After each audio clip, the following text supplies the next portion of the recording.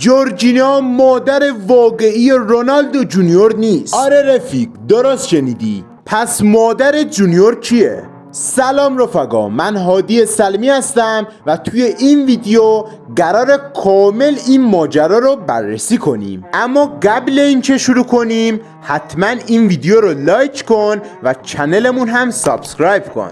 دمت گرم.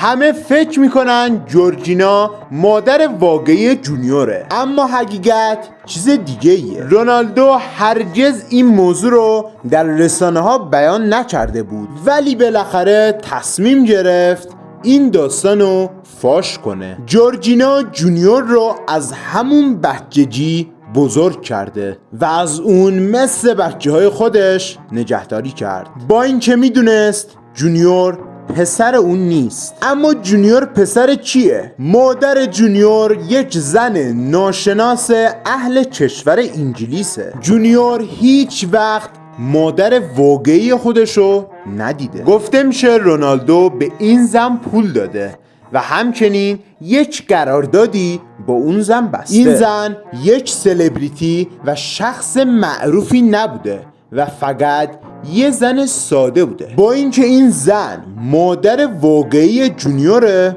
ولی این زن بعد تولد جونیور طبق قرارداد اونو ول کرده و هیچ نقش و زحمتی در بزرگ کردن جونیور نداشته. خب رفقا، به پایان این ویدیومون رسیدیم. اگه برات جالب بود این ویدیو رو لایک کن و نظر خودتو برام کامنت کن.